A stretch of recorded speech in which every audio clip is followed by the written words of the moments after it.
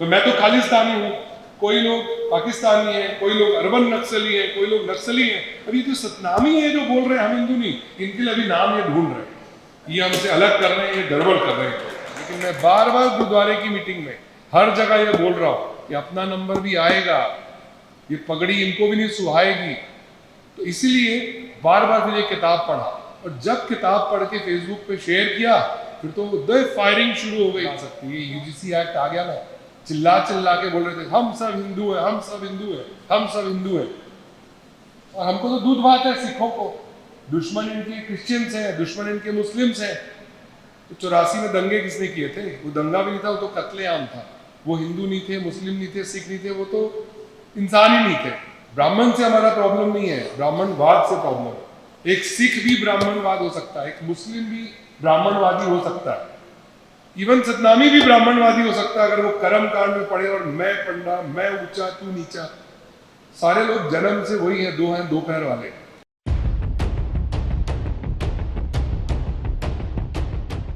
मैं इसके बाद हमारे बीच में सरदार जसबीर सिंह चावला जी हैं, उनसे अनुरोध है कि आगे अपनी बात करें। मंच पर आसीन श्री रतनलाल जी, श्री लखन सुबोध जी, वाहिद सिद्दीकी जी, कलादास धैर्या भाई जी, अनीश चरण जी और सुखदेवी साहब, आप सभी का बहुत स्वागत है। और सारे जीएसएस परिवार को बहुत सारी बधाई हो। 25 साल संघर्ष के, रादर 26 साल पूरे हो गए और हम 27वें साल में कदम रख रहे हैं। हम लोग ऐसे ही आगे बढ़ते रहें और इस संगठन की भी बहुत ज़्यादा ज़रूरत है अभी जो मुश्किल का वक्त चल रहा है। मैं अपने सामने बैठे सभी साथियों, वक्ताओं और श्रोताओं को भी नमस्कार और जोहार करता हूँ। मुझे आज जिस विषय पर बोलने कहा गया है वो है मनुवाद के विरोध में गुरु घासीदास जी के नेतृत्व में हुए सतनाम जन आंदोलन से विकसित मानवतावादी सतनाम धर्म को क्यों, किसने, कब मनुवादी धर्म का गुलाम सेवक जाति बना दिया। अब इससे आज़ादी कैसे होगी, क्यों और कैसे मिलेगी, एवं भारतीय जनगण मन के अम्बेडकरी संविधान पर मंडराते खतरों से बचाने हमारा कर्तव्य क्या है आज। क्योंकि मैं एक सिख हूँ, सिर पे देख ही रहे पगड़ी, तो मैं कुछ उदाहरण अपने सिख धर्म से ही पेश करूंगा कि गुरु घासीदास जी का जन्म 1756 में हुआ और वो ज्योति ज्योत समाये 1836 में। करीब 82 वर्ष की उम्र तक उन्होंने मानव शरीर में वास किया और सतनाम धर्म की स्थापना और प्रचार किया। उन्होंने 7 उपदेश दिए, जिनमें से एक था मन के एक समान। अब ये बात नहीं बची भाई, अगर यदि सब लोग इसी को मान लेते तो मनुवादी सोच जिसके अनुसार ब्राह्मण जन्म से ऊंचा और अन्य वैश्य क्षत्रिय वर्ण व्यवस्था के अनुसार उसके बाद आते थे, और शूद्र वो तो पैदा ही हुआ था इन सब के सेवा के लिए, इन सब चीज़ों का महत्व खत्म हो जाता। अगर हम लोग मान लेते हैं गुरु घासीदास जी की बात, तो फिर ब्राह्मणवादी खत्म हो जाता, जो आज इतने सैकड़ों साल उनके जाने के बाद भी ब्राह्मण से हमारा प्रॉब्लम नहीं है, ब्राह्मणवाद से प्रॉब्लम है। एक सिख भी ब्राह्मणवाद हो सकता है, एक मुस्लिम भी ब्राह्मणवादी हो सकता है, इवन सतनामी भी ब्राह्मणवादी हो सकता है अगर वो कर्म कांड में पढ़े और मैं पंडा, मैं ऊंचा तू नीचा। सारे लोग जन्म से वही हैं, दो पैर वाले। कर्म से ही आप कुछ कर सकते हो, ना आप ऊंचे ना कोई नीचे। यही मेरे को लगता है गुरु घासीदास जी की टीचिंग्स थी, और इसीलिए सतनाम धर्म को एक पंथ की तरह प्रचारित किया गया और निजी स्वार्थ के लिए सभी को हिंदू कहकर अन्य जातियों का और खासकर शूद्रों का शोषण जारी रखा गया। आज भी यही संघर्ष चल रहा है। उस कुदरत के मालिक को सब समझ में आ रहा है, इनके छोटे मोटे खेल नहीं ये लोग लगा सकते। ये यूजीसी एक्ट आ गया ना, चिल्ला चिल्ला के बोल रहे थे हम सब हिंदू हैं, हम सब हिंदू हैं, हम सब हिंदू हैं। और हमको तो दूध भात है सिखों को, दुश्मन इनके क्रिश्चियंस हैं, दुश्मन इनके मुस्लिम्स हैं। तो 84 में दंगे किसने किए थे? वो दंगा भी नहीं था, वो तो कत्लेआम था। वो हिंदू नहीं थे, मुस्लिम नहीं थे, सिख नहीं थे, वो तो इंसान ही नहीं थे। पर खैर, अभी जो इनका चल रहा है हाँकने का, अरे हम सब हिंदू, कमरे के अंदर तो आ जाओ। फिर बोल्ट लगा के पूछते हैं हाँ भाई तू कौन, अच्छा वो चल उस कोने में खड़े हो जा, हाँ भाई तू कौन, चल उस कोने में खड़ा हो जा, अरे आप आइए ऊपर आइए। अब जो लखन सर बोलते हैं ना, कुछ दिन पहले कुछ श्रीवास समाज के लोगों ने अपनी चोटी काट दी, बड़ा दुख की बात हुई होगी ब्राह्मण्स के लिए। तो उन्होंने बोला मैं इनको मोटिवेट करूंगा कि तुम लिखोगे भी हमारे भगवान तो सेम है। अब हम हिंदू धर्म छोड़ के हम सेम धर्म कर रहे हैं, इनकी नींद हराम हो जाएगी जब यादव ये कहने लगेंगे कृष्ण मेरे भगवान है, मैं अपना सरनेम कृष्ण लिखूंगा। सो इवन मैं भी आई वाज फोर्स्ड कि मैं ये किताब पढ़ूं, हम हिंदू नहीं। 1898 में लिखी गई थी किताब भाई कहन सिंह नाभाजी द्वारा, वो मेरी लाइब्रेरी में कहीं पढ़ी थी। बट ठीक है यार, दूध भात चल रहा है, अभी तो मेरे ऊपर आपत्ति हुई नहीं। क्रिश्चियंस को तंग कर रहे हैं संडे संडे, मुस्लिम से तो देख के ही इनको प्रॉब्लम, इनके रंग से प्रॉब्लम, बिदक जाते हैं हरा देख के, कमाल है। तो हमारा दूध भात चल रहा है, लेकिन मैं बार बार गुरुद्वारे की मीटिंग में हर जगह ये बोल रहा हूं कि अपना नंबर भी आएगा, ये पगड़ी इनको भी नहीं सुहाएगी। तो इसीलिए बार बार फिर ये किताब पढ़ा, और जब किताब पढ़ के फेसबुक पे शेयर किया फिर तो द फायरिंग शुरू हो गई। तो आप ऐसा समझते हो? तो ऐसा है, मैंने उनको समझाया आपको ना ऐसा हो रहा है फीलिंग एक्चुअली कि मेरे को आपको 1 लाख रुपए देने थे ऐसा लगता था आज तक आपको, जसवीर भाई से 1 लाख रुपए लेने, अचानक हिसाब किताब आपने देखा और आपकी तो देनदारी निकल आई। मैं 2 लोगों के पास गया जो मेरे पड़ोस में थे बहुत पास, और मैं जाके उनको मिठाई का डब्बा खिलाया होली में। मैं बोला यार फेसबुक पे को कमेंट कर रहे हो, हम तो पड़ोसी हैं, वहां तो आग उगल रहे हो। अगर मैं कह रहा हूं कि मैं हिंदू नहीं हूं तो कोई गाली थोड़ा है भाई, Hindu is a very good person. पर आजकल ये जो हिंदू चल रहा है ना कि हम मेजॉरिटी, अब 100 में 98 आऊंगा तो हमारे हिसाब से चली, तुम्हारे हिसाब से चली, ये सारे चैलेंजेस को दूर करने के लिए इतने सैकड़ों वर्ष पहले जो चला सतनाम धर्म पंथ जो भी उन्होंने नाम दे दिया, उसमें थ्रेड यही था कि जब तक ये हमारे काबू नहीं आएंगे तब तक नहीं चलेगा। आज ब्राह्मणिज्म सिखिज्म के अंदर भी आ गई है। हमको गुरु ने बोला था सिंह और कौर लिखने के लिए, हम चावला छाबड़ा फलाना ठिकाना जोड़ के ऊंचे नीचे होने लगे। यही थ्रेड सतनाम धर्म को भी है, और इसका सोल्यूशन क्या है हम थोड़ी आगे बात कर लेते हैं। सिख धर्म के उदाहरण के रूप में देखें तो प्रथम गुरु गुरु नानक देव जी ने अपनी गुरियाई अपने बेटे को नहीं दी थी, गुरु अंगद देव जी को दी, और इसके खिलाफ उनके बेटे बाबा श्रीचंद ने अलग पंथ उदासी पंथ चला दिया। तो ऐसा नहीं कि बाय बर्थ गुरु नानक देव जी के बेटे हो तो आपको गद्दी मिली जाएगी। ऐसे ही सतनाम धर्म में भी जो चेंजेस आए, तो ये थ्रेड जो था ब्राह्मण्स का, उन्होंने अटैक करके आज इसको इतना पतला कर दिया है कि आप जब बोलते हो कि हम हिंदू नहीं तो आप अलगाववादी लगते हो। तो मैं तो खालिस्तानी हूँ, कोई लोग पाकिस्तानी है, कोई लोग अरबन नक्सली है, कोई लोग नक्सली है। अब ये जो सतनामी है जो बोल रहे हैं हम हिंदू नहीं, इनके लिए अभी नाम ये ढूंढ रहे हैं, ये हमसे अलग कर रहे हैं, ये गड़बड़ कर रहे हैं।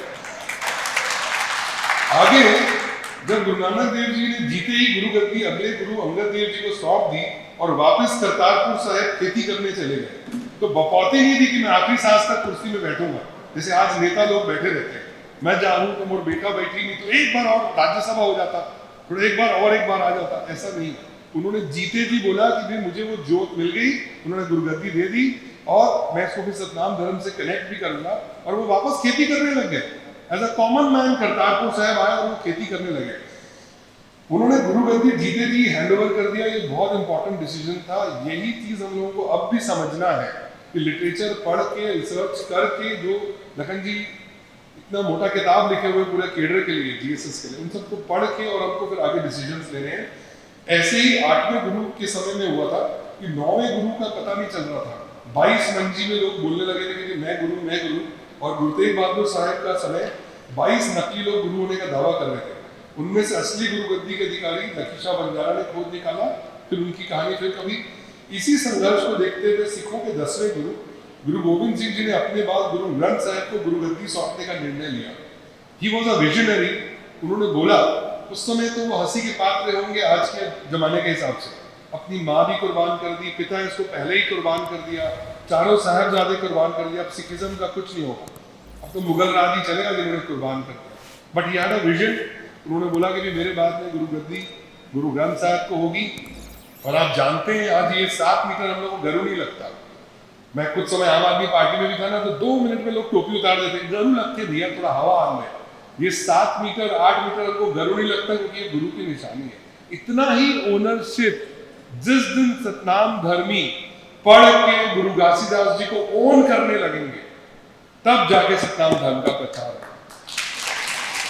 मैं चलते फिरते अगर मैं गुरु के ड्रेस में हूं तो मैं पान नहीं खा सकता, गुटखा नहीं खा सकता, लफड़ा नहीं कर सकता, ये तो बदनामी हो जाएगी। आई मीन ड्रेस, जैसे पुलिस का ड्रेस हो और अगर उसने पान खा के थूका तो आप बोलोगे सारे पुलिस वाले चोर।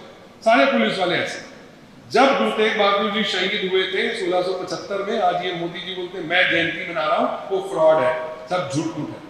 तो उस समय नहीं ये पगड़ी थी, उस समय लोग डर गए थे, उन्होंने किवाड़ बंद कर दिए थे, भैया मैं नहीं सिख, मेरे को मत मारो, उनको शहीद कर दो, उनके 3 और अनुयायियों को शहीद कर दो।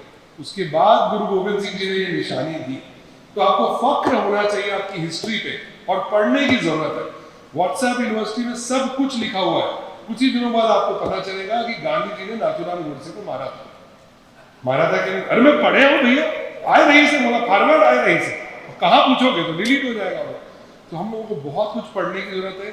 सतनाम धर्म का लिटरेचर बहुत रिच है, मैं तो उसका 1% भी नहीं जानता। I am still studying and understanding कहाँ पर हमारे दोनों पाथ कॉमन है, और हम दोनों को एक ही पर्सन का थ्रेट है जो सबको एक रंग में पोत लेना चाहता है। मोदी जी एक ऑरेंज पेन लेके बैठ गए जिद्दी बच्चे की तरह, मैं सब में ऑरेंज ऑरेंज ऑरेंज ऑरेंज करूंगा, सबका रंग एक कर दूंगा, जो हम सुंदर गुलदस्ता है उस पर नहीं करते। तो भैया तू तो कल ही आया था, अभी तो 77 साल की उम्र हुई है, आजादी के बाद ही पैदा हुआ होगा। तेरे से पहले जो गुरुओं पीरों की ये धरती है, वो जो रास्ता दिखा गए, तेरा हाथ जोड़ ले और पढ़ ले। नहीं तो उनके हिसाब से गुरु नानक देव जी और कोई और संत जी और कबीर जी सब एक जगह मिले थे, सब झूठ मूठ की कहानी। तो it's a threat to us, और सतनाम धर्म पे ज्यादा थ्रेट है, क्योंकि हमको अभी भी ये पंथ मान के कमरे के अंदर बुला रहे हैं हिंदू हिंदू बोल के। पर आप अपनी असलियत नहीं छोड़ेंगे तभी आपका महत्व है, तभी इनको समझ में आएगा जो हम यूजीसी एक्ट में देख ही रहे। मैं और 2 मिनट लेकर अपनी बात खत्म करूंगा। आज सिखों की प्रॉब्लम भी हैं, कई डेरे हैं, कई जीवित गुरु हैं, राधा स्वामी, निरंकारी, नामधारी। ऐसा ही कुछ सनातन धर्म के साथ भी हुआ, क्योंकि उनके बाद गुरु घासीदास जी के ज्येष्ठ पुत्र और सतनाम धर्म के दूसरे गुरु बालक दास जी 1860 में ही देह त्याग दिए। माने कि गुरु घासीदास जी के जाने के सिर्फ 24 वर्ष बाद ही वो भी चले गए। यह किया मनुवादी सोच वाली आरएसएस और उसकी अनेक संस्थाओं ने। जैसे लकड़ी काटने के लिए लकड़ी की बेत ही कुल्हाड़ी का हत्था बनकर अपनी ही माँ बाप पेड़ों को काटने में सहयोग करती है, वैसे ही निजी स्वार्थ और गुरुडम के चक्कर में सतनाम धर्म के ही कुछ लोग, गुस्ताखी माफ करिएगा अगर बुरा लगे तो, विभीषण की भूमिका निभाते हुए ब्राह्मणी मनुवादी सोच वालों के साथ मिलकर सतनाम धर्म को नुकसान पहुंचाए। देखिए फिर एक उदाहरण सिख धर्म से ही मैं बता रहा हूं कि आज तक सिखों को केशाधारी हिंदू कहा जाता है, क्योंकि हम उनके साथ रल मिल गए। हमारे आज के सिख डेयर नहीं करते कि बोल सके कि हम हिंदू नहीं, हम रल मिल गए यार, अपन से दूध भात है ना यार, बिजनेस करो। ये मार्शल कौम गुरु गोविंद सिंह जी जिससे चलाया था वो सब भूल गए, सिर्फ व्यापारी हो गए। तो आज तक सिख धर्म की जो शादी है उसका पंजीयन हिंदू मैरिज एक्ट में ही होता है। इसका संघर्ष 1909 में चालू हुआ था, और अभी 2012 में आनंद मैरिज एक्ट पास हो गया है। लेकिन आप लोगों को नहीं पता होगा, मुझे भी गुस्ताखी माफ परसों ही पता चला जब मैं रिसर्च कर रहा था कि हम अभी भी अपना रजिस्ट्रेशन हिंदू मैरिज एक्ट में कर रहे हैं। तो ये होगा ही बहुसंख्यकवाद। कब आपके थोड़ा खसक ना बैठन देना, थोड़ा खसक ना बैठन देना, इतने सारे चढ़ जाते हैं ट्रेन में कि आप अपनी रिजर्व बर्थ को भूल जाते हैं। यहीं रायपुर तक उतर जाओ, फिर वो ग्वालियर तक नहीं उतरता और आप एडजस्ट करते रह जाते हैं। इसके लिए जीएसएस द्वारा चलाया गया अभियान, जिसमें वो जिला दंडाधिकारी के सामने धर्म परिवर्तन का जो आवेदन पेश किए। I am coming to the solution now कि आप कैसे अपना अलग आइडेंटिटी प्रोटेक्ट कर सकते हैं, जो लखन सर ने चालू किया है कि जीएसएस द्वारा चलाया गया अभियान, जिसमें वो जिला दंडाधिकारी के सामने धर्म परिवर्तन का जो आवेदन पेश किए हैं, एक अच्छा उदाहरण है और मनुवादी हिंदू राष्ट्रवादी दमनकारी सोच के लिए उपयुक्त जवाब है। ऐसे ही शिवाज, जिनका मैं पहले उदाहरण दिया था, अपना अलग धर्म, यादव अपना अलग धर्म लिखने लगे और आवेदन लगाने लगे, तो हिंदू हिंदू बोलकर और सबका शोषण करने की सोच रखने वालों के मंसूबों पर पानी फिर जाए। आज के समय में इस गुलामी से छुटकारा अंबेडकर जी के संविधान की पालना से ही संभव है, जिसको हमको बार बार पढ़ना होगा। और अभी मैं जब कोई सुबह कैलेंडर देख रहा था तो हर सभा में, जैसे कल हम विमेंस डे सेलिब्रेट कर रहे हैं, होली मिलन सेलिब्रेट कर रहे हैं, तो हमने प्लान किया कि हम कॉन्स्टिट्यूशन की कॉपी लेके जाएंगे और उसका कुछ पार्ट को जरूर पढ़ेंगे। हर जगह मंत्र उच्चारण करके और नारियल में ऐसे पानी फेर के वो लोग करते ही है ना, आप ये वाला नारियल ले चलो, ये भी आपके साथ साथ चलेगा और कुछ तो पढ़ लो इसमें से, कुछ तो खाने में घुस जाएगा। तो आज के समय में इस गुलामी से छुटकारा अंबेडकर जी के संविधान की पालना से ही संभव है, जिसके आर्टिकल 14 से 18 राइट टू इक्वलिटी के अनुसार धर्म, जाति, लिंग, जन्मस्थान आदि के आधार पर भेदभाव निषेध है। और संविधान पर मंडराते खतरों से बचने के लिए हम सबको एकजुट होकर संवाद करके और लाखों लोगों की कुर्बानी से मिली इस आज़ादी को बचाए रखने के लिए कई ऐसे मंचों पर एक साथ आवाज बुलंद करनी होगी। मैं ईश्वर से प्रार्थना करता हूं अंत में कि आने वाला समय देश और प्रदेश के साथ ही विश्व के लिए भी शांति और सौहार्द वाला हो और हम एक प्रगतिशील सोच के साथ मन के एक समान का जो मार्ग गुरु घासीदास जी ने दिखाया है उस पर चलकर एक मिसाल पेश करें। इतना ही कहकर मैं अपनी वाणी को विराम देता हूं और जीएसएस के मुखिया लखन सुबोध जी और उनकी पूरी टीम को धन्यवाद देता हूं मुझे अपने विचार पेश करने का मौका देने के लिए, और सभी श्रोताओं को धन्यवाद मुझे धैर्यपूर्वक सुनने के लिए। आशा है कि ये सभी विचार दूर तक जाएंगे और हम एक नई सुबह देखेंगे। जय हिंद, जय छत्तीसगढ़।